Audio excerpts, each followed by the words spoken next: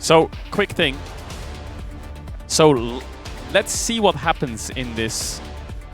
Let's see what happens now, because we're going to break. Is it going to go to the analyst desk? And how long is it going to be at the analyst desk for? Or are we going to get an interview? Because I have a feeling, right, that what LEC have done is they've made drafts pre-recorded and they've cut the time duration between games, right? Which is what the LCS did. But that hurts the product because then the analyst desk gets cut, right? So I think they've cut a lot of the analyst desk out because after game 1 there was no analyst desk. It was just interview, content piece, game. So now I'm guessing it's analyst desk for 2 or 3 minutes, content piece, game again.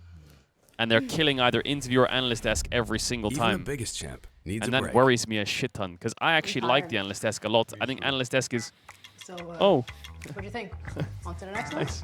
Yeah, so I like the analyst desk a lot, and the fact that they're going to cut it is kind of worrying, I think.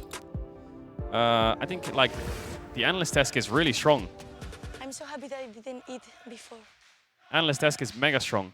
Anyway, my takeaway from today is... I didn't think I'd say this, but I fucking hate pre-recorded draft. It's so annoying. Watching the players just, like, not interact, like, the way they're acting and, like, warming up, and I can't see them like talking about draft or seeing the coach talk about draft. I'm just watching the coach walk around laughing because the draft's already done. He's got no reason to be there. He can talk strats a bit during the draft, I guess, when they're properly blind picking in their champs. It's hard to read players' emotions when they're playing champs. You know, small nooks and crannies like that just ruin the immersion. I don't like pre-recorded draft at all. I fucking hate it. Like the panic on a player's face when he misbans or he mispicks or he's like deeply in thought and his coach is behind him, like all that's gone. We got analyst desk, nice. So we drop interview. Win on the board and Razor. I would like to know from you, Razor, how do you like the pre-done pick and ban draft? Yeah, I don't like it too much, honestly. I feel like the time that you get like 15 to 20 minutes, depends how long the game before takes to end, to think about what's happening on the game. Like you see all 10 champs, and for example, in this game we knew and we were discussing, Oscar and me, how we were gonna play level 1.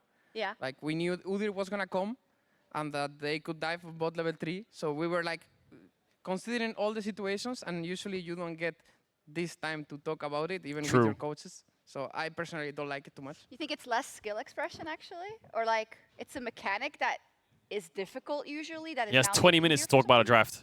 I think it's like better if you just like adapt to the situation as soon as possible and you don't get like 20 minutes to discuss every possible situation. Yeah. True, because when you, I think it's definitely bad practice. Because when you go to Worlds and MSI, and your whole year has been 20 minutes after draft talking, then what?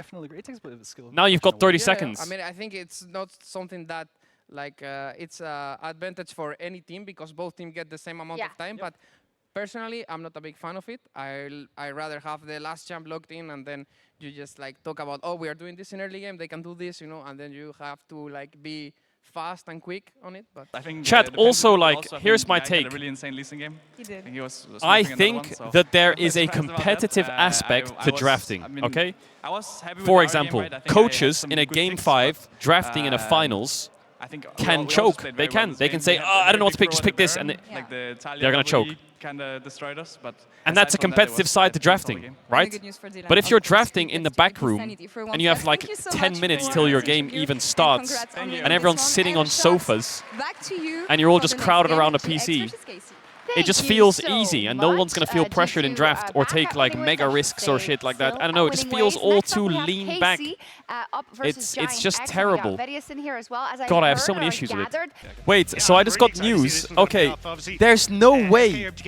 What? What? Okay, so update chat. Everyone pause champ.